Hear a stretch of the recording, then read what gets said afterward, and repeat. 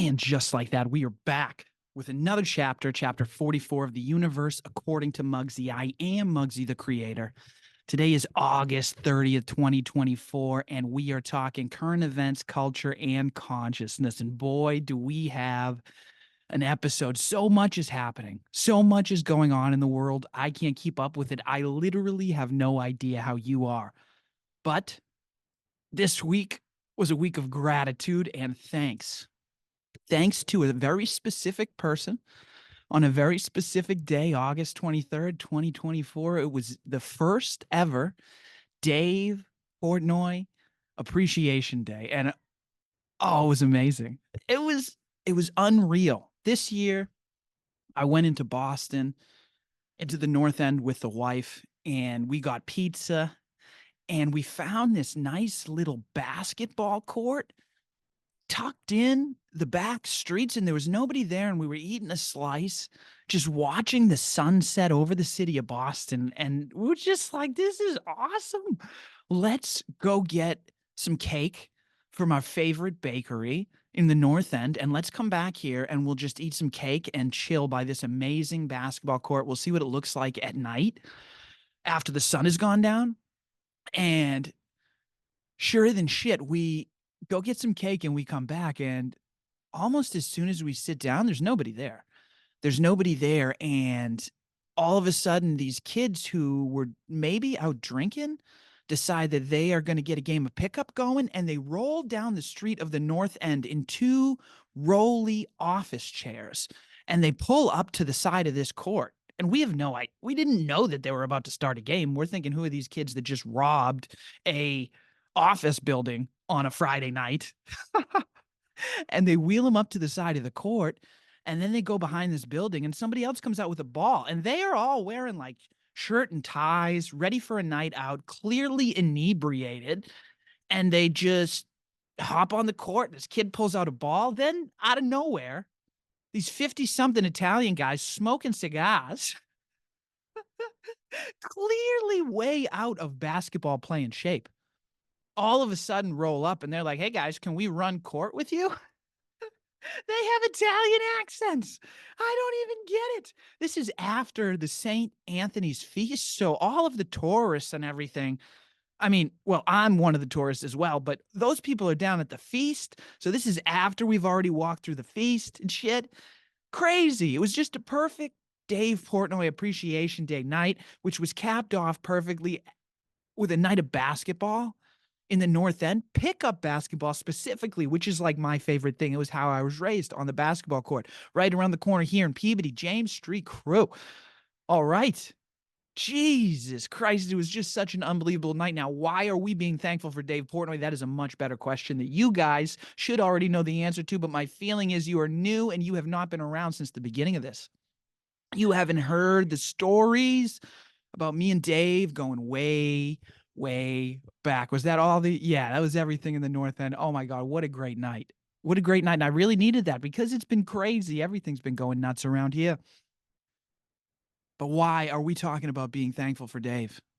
Because I am so thankful for that man, Davey Dipshit, political Dave Portnoy, because if we are going to be brainwashed, which we will be many times in this life, I am so thankful that I was only brainwashed by that motherfucker for so long. Because he is a dummy. Dipshit Dave. Dave the dipshit. I hope that catches on. But I was the dummy, right? That's what this all comes down to. I was a moron for spending so much of my time and energy invested in whatever it was Dave was trying to distract me with, that for a long time in Boston, how could you not be brainwashed? As Boston was winning championship after championship, sports were the center of the world, so Boston gets to be the first city that moves on and transcends from sports. That's what I think Dave Portnoy was missing.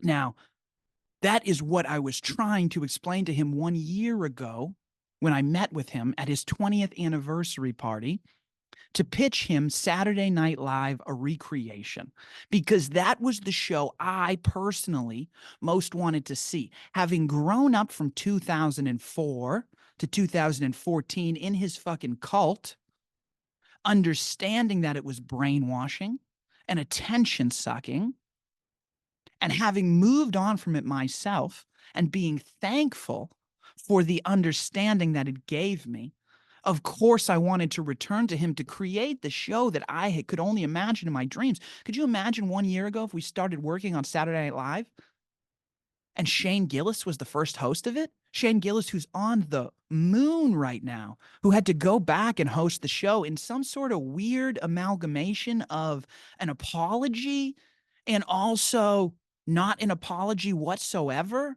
from the institution, that being a comedic institution, Saturday Night Live, that's been around for 50, 75 years, I believe, who is too big to apologize, yet they will admit their mistake in not hiring you, considering the height with which you've now reached.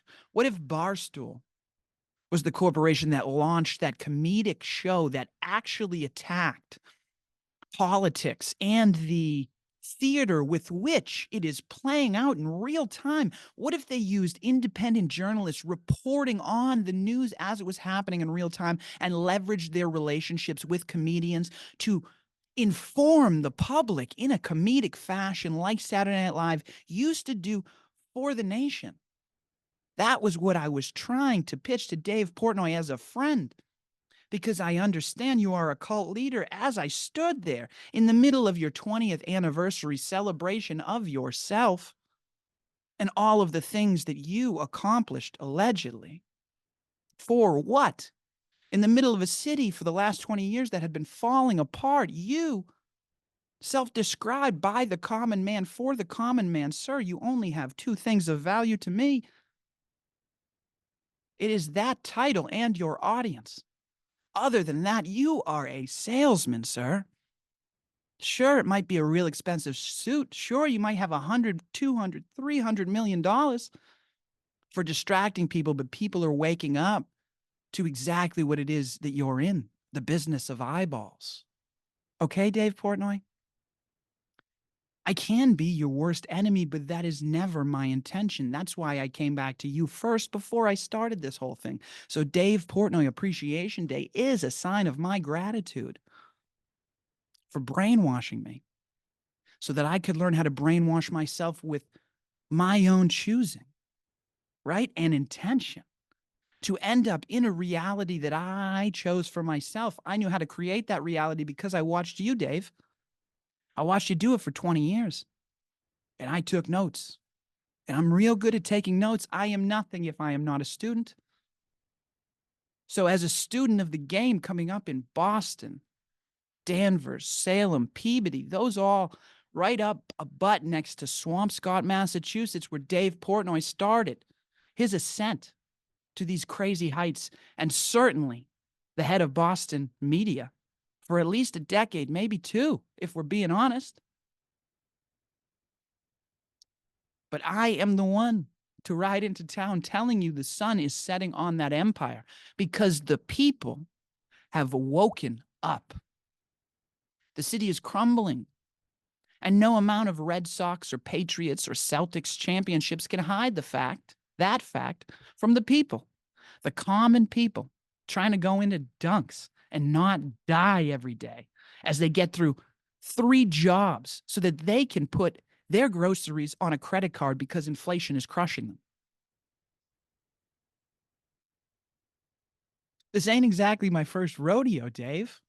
There are very few people in this life with the operational expertise and understanding on how to create a show as complex as Saturday Night Live, dealing with all of the egos in the room while still serving the greater public.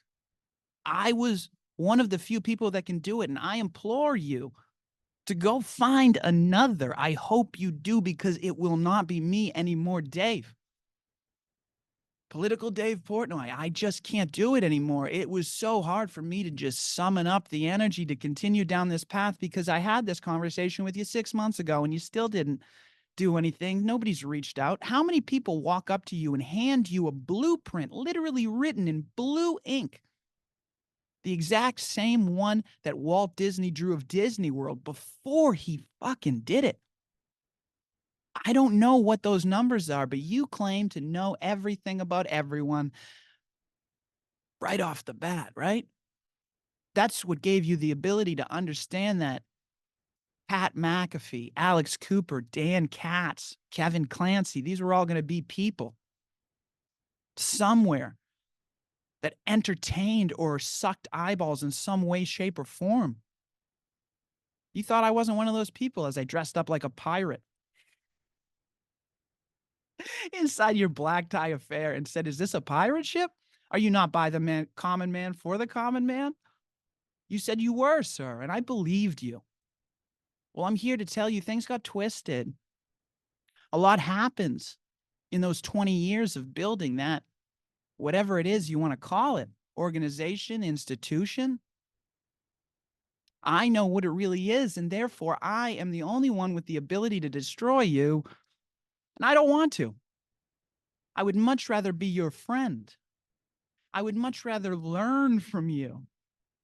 I would much rather take this ship and steer it a little closer to the direction that I'm already headed in and utilize whatever momentum you already have going for you to help achieve the ends with which I am trying to achieve. And the reason that I have no more energy to spend trying to convince you is because I am already having success in that.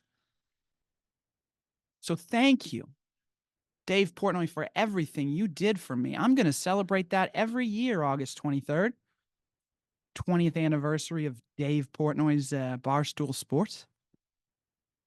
First anniversary of me recognizing that I have to create my own reality just like you did. Instead of trying to convince you to fucking give me a paycheck to work my ass off and do it anyways. We're going to do things a little different from here on out. Not just me, the whole world. The reason that I know that is because people are starting to ask me questions. I have no social credit in the United States, but a social credit score is very much implemented. That's why I can know so many goddamn things and disseminate so much wisdom and information that applies under all circumstances, which is invaluable. And still nobody will take notice. I've been able to predict the future for a significant portion of time now. A significant portion of me being alive, and I chose not to use that to enrich myself personally, but instead to find a way to serve others. That's what I'm trying to do. That's what Saturday Night Live was. And that's what people are starting to pick up on now. Because a young man from Canada, just 22 years old, started asking me about one of my tweets just yesterday.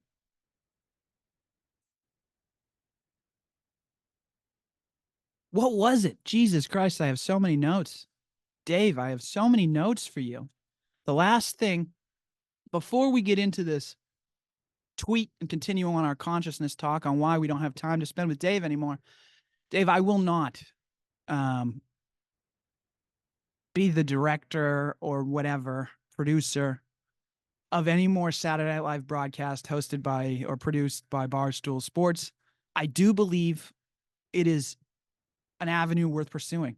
I think you are in a particularly perfect position to leverage the assets that you already have in place, as well as the relationships with which you have already built with comedians, the inroads, and independent journalist Kevin Clancy. I'm looking at you for talking about Michael Schellenberger, who we will get into later, and only asking him about aliens and then never following up on him with anything.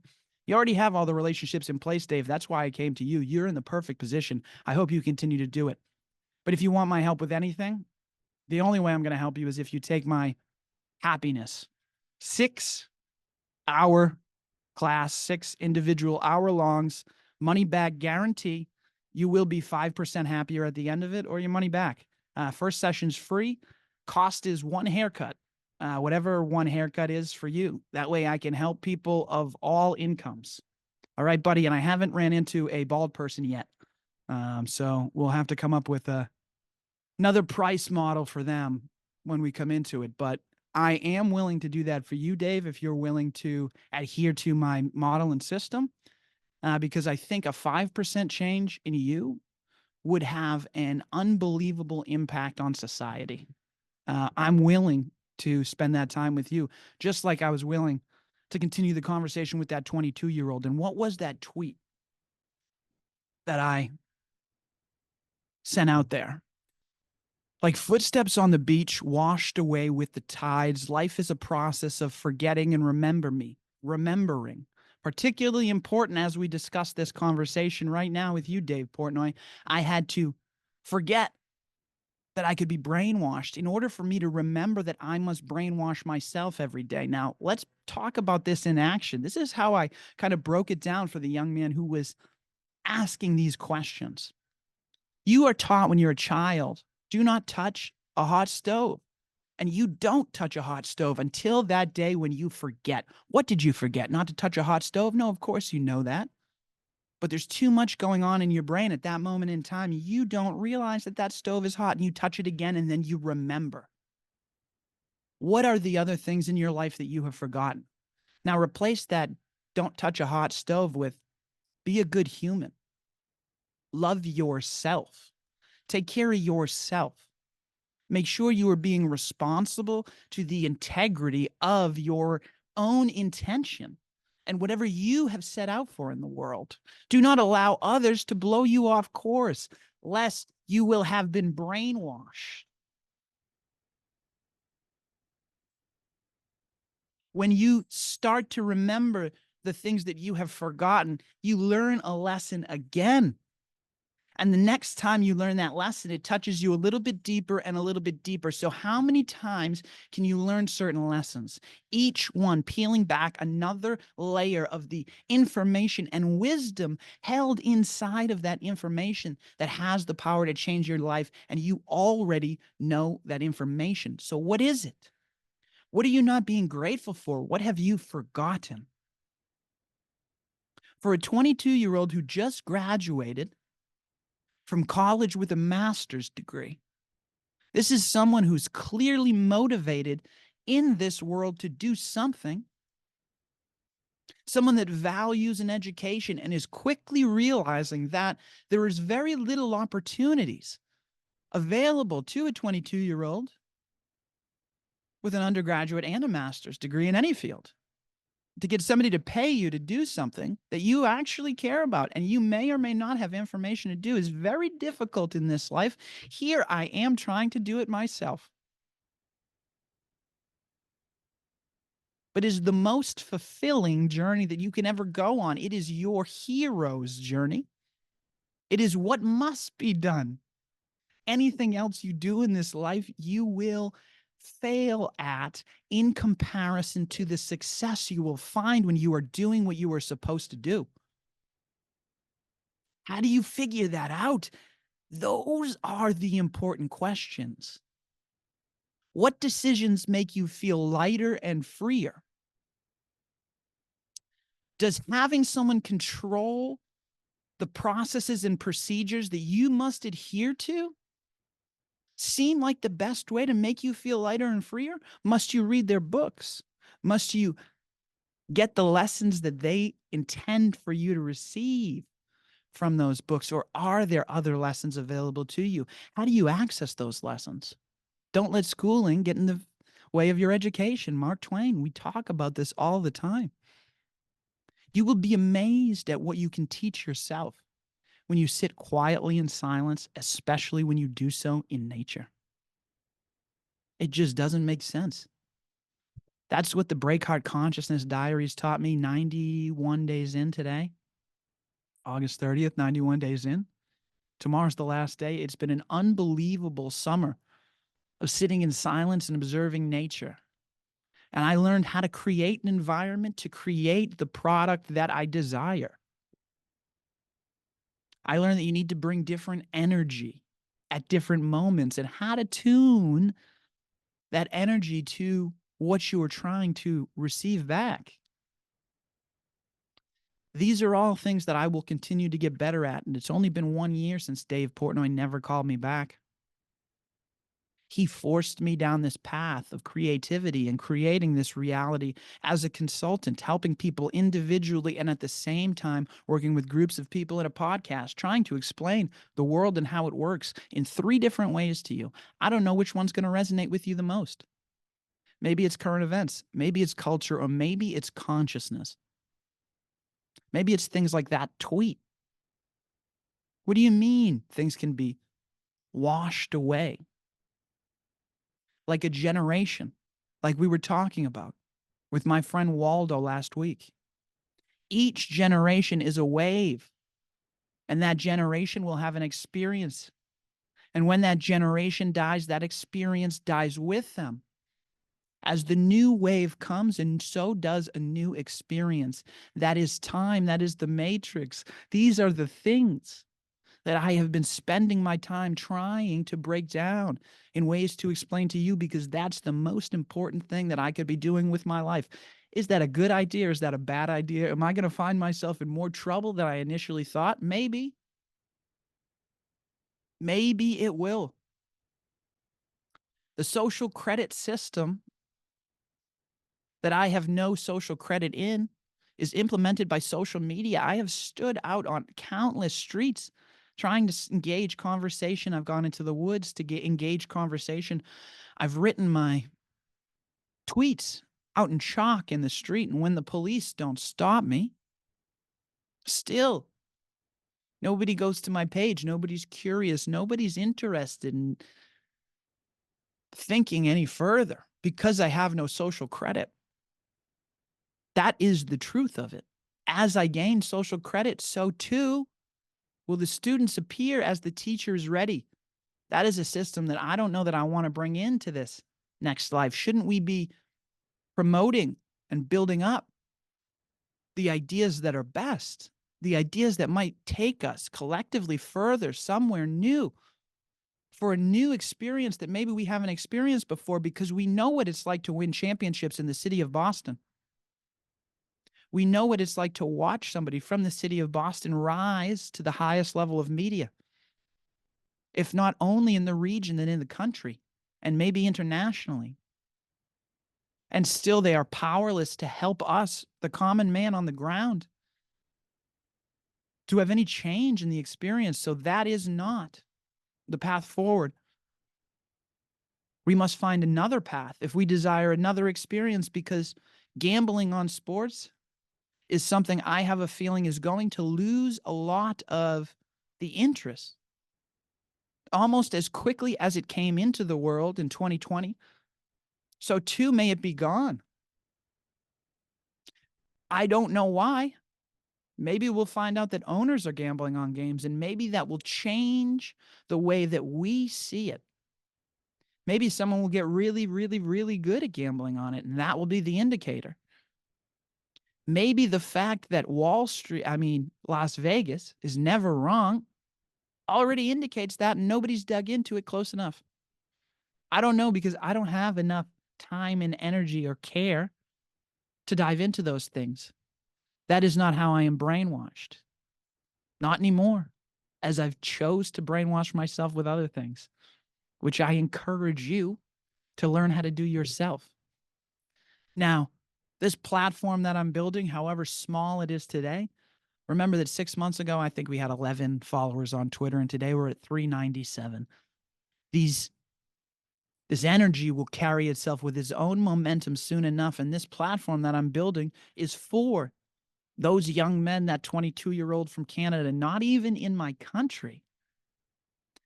If you desire to learn about education and you make some videos and want to put them out on the internet, maybe you want to engage about it and find some way to help market it. That's what this platform is here to do. I'm here to build those relationships now so that when you are ready, I'm the guy you go to have the conversation about the thing that everybody else thinks you are too nuts to be talking about, because guess what? I believe you. Everybody secretly, deep down, believes in themselves, and they're just looking for someone else who believes in them as much as they believe in themselves. Let me be that person for you. I'm crazy enough, am I not? Right? Before I had any followers, didn't I find a way to get in touch with Dave Portnoy and pitch him what I can only imagine if it were in place today, before this election season, before all of the things that I know are coming? I know they are coming. The best medicine for the American public with the new information that they're about to receive that destroys the way of life that they currently know is laughter.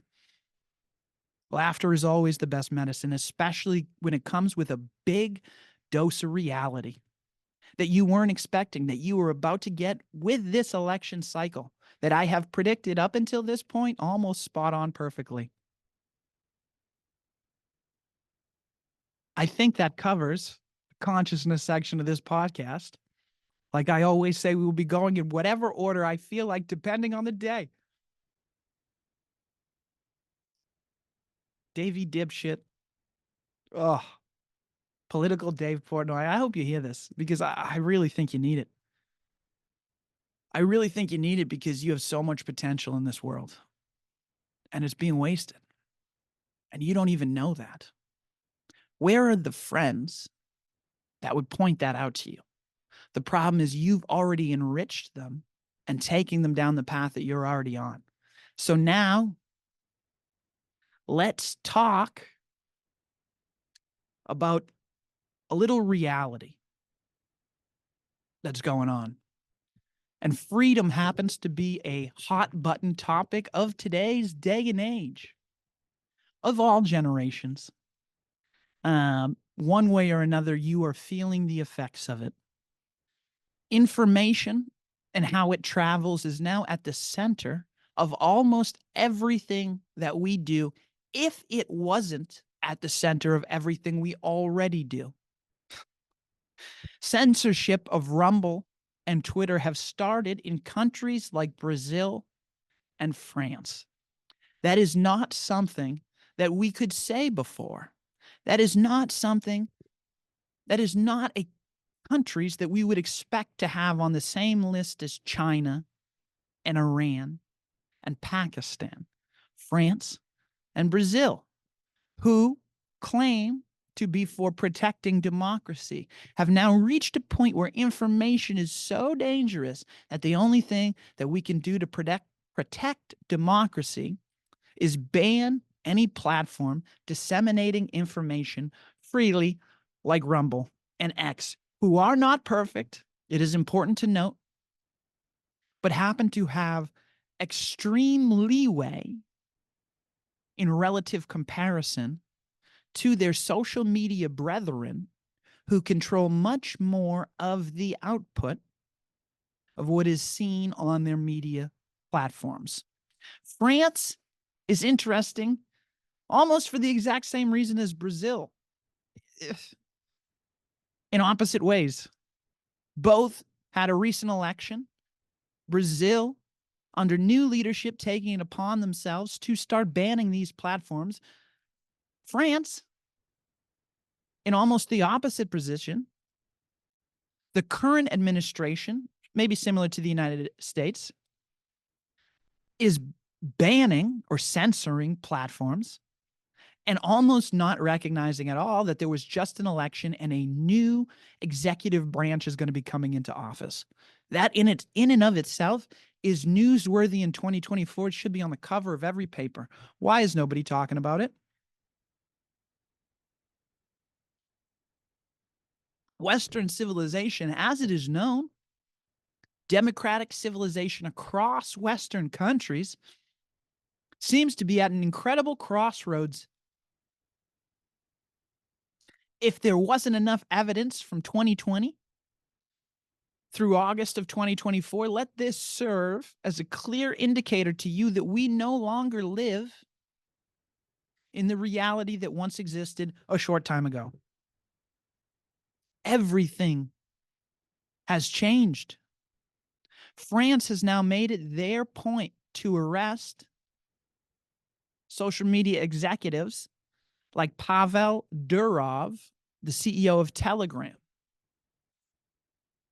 Now, Telegram in and of itself, everyone should be familiar with the phrase honeypot, because that's what Telegram is. Cyberdust, Mark Cuban's version of Snapchat, is also a honeypot. Honeypots claim to be completely private when in reality, they report all of the information to certain authorities. I don't know which authorities. It probably depends on how much you pay them. But the idea is to entrap high-profile people doing illegal and illicit activities and exploit them because they don't want anybody to know what they're doing. That's what a honeypot is. So these little intelligence operations are going on all over the world. They're definitely going on all over this country. And why should we care that France decided to arrest a Russian CEO of a social media company? Because hypothetically, he's on the wrong team. This was a clear line in the sand that was being drawn. We're going to start cracking down from a governmental, military-like side of things on social media executives who do not bend the knee to our every demand. This also comes at a time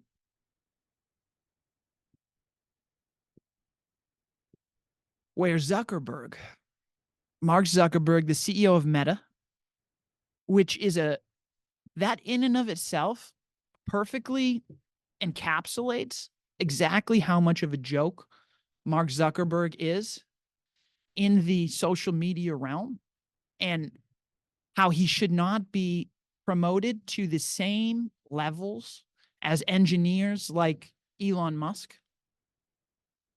Mark Zuckerberg renamed Facebook Meta after a failed endeavor into artificial intelligence, creating this universe that almost immediately nobody used and nobody spent any time in.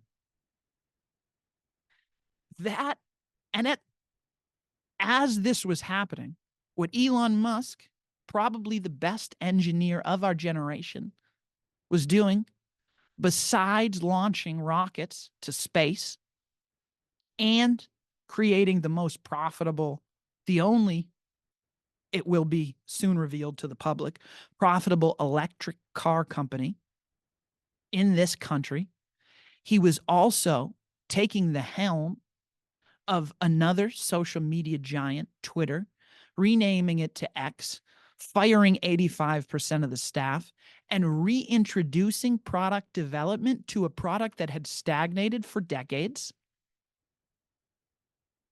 So it is so revealing that the same man who's been in so many congressional testimonies claiming to not do what he has now admitted to in a signed letter to Congress.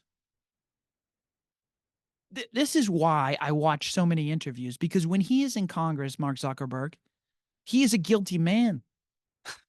I don't know how else to describe it. When he picks up a glass of water and he is shaking like a motherfucking leaf and he can barely get that water to, this is what he was doing. If you're watching the episode, that's because he's nervous. That's because he understands what he's doing is an affront and an assault to democracy in and of itself.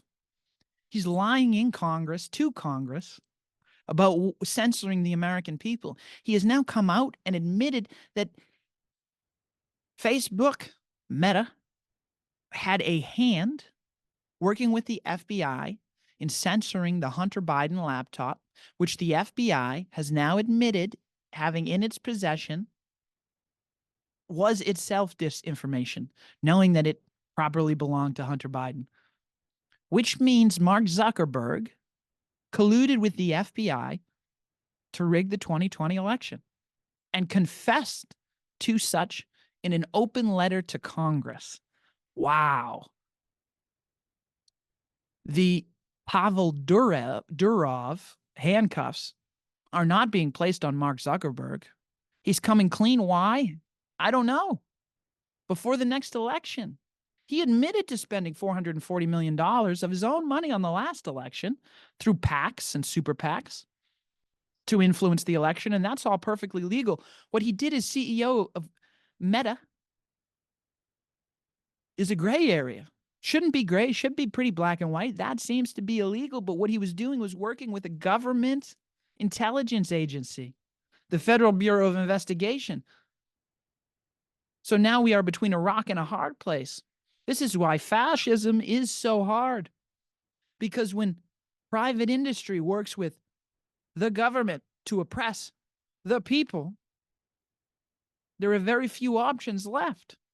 And as we are seeing in France and Brazil, they are pulling the plug on our ability to freely disseminate information, which is the basis and foundation of any true democracy, because without an informed electorate, how can they make the best decision for themselves? This is a tough podcast. It would appear that I had this insight some time ago, and I knew that the moments that we are facing right now in front of us are tumultuous, and the volatility will have real-time effects on human life. Now, what to do about these current events that will be happening? Oh, we have to change the culture. We have to change the consciousness. The consciousness is our own choice, the reality that we create. We co-create the culture that will produce the current events that will take effect on our lives. That's why we talk about all three here on this podcast. The Universe According to Mugsy, Chapter 44. That's what we do here. That's all I'm trying to do, and I'm going to continue to report that there's a lot going on. There's a lot going on, and oh, it's so refreshing. I had to quit one of my jobs because things are happening too fast. There are now people reaching out that have questions, and I need to be there and have the time and energy to be a resource for them and help them along in understanding all of these things, and hopefully having some interesting discussions and interviews along the way. But I can no longer be spending my time standing around in a weight room because it takes up too much of my energy. Things are happening fast, and it is refreshing to understand that I have reached a level, because there's stories that I can't cover, right? There's not enough time in the day to help break it all down. But I guarantee you there are people out there that are doing it, because the two stories that I didn't cover this week was the DNC and a curious business death of the Bill Gates of Europe, who died in a water spout tornado in the Mediterranean Sea off the coast of Italy. Curiously, his business partner was killed in a car accident, the only one who didn't join the celebration after he was released by a court that did not find him guilty of inflating the price of a business that he sold.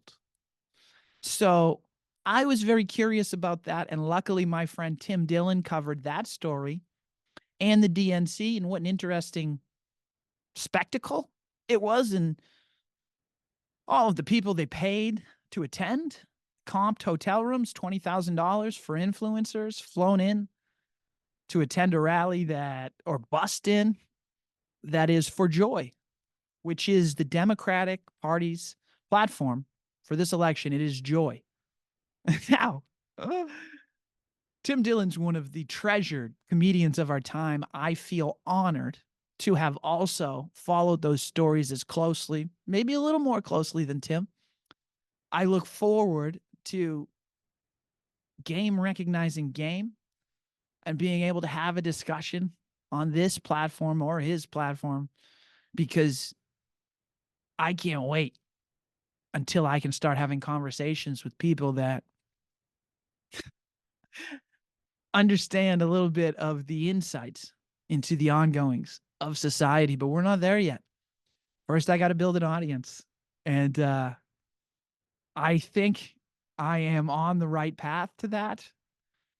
Um, and if you are more curious, please reach out, like, subscribe, follow along on Twitter, Instagram, Patreon, YouTube, Rumble. I am finding whatever way I can that's not run directly by the Chinese to reach an audience, and I believe we're starting to gain traction. So I will continue. I'll get back to you as soon as I can. I'm making more time in my schedule to do so. Submit a question any way you want. I'm going to answer it. Thank you to the 22-year-old who submitted that question about one of the tweets. And take back your consciousness. I love you. I'm out.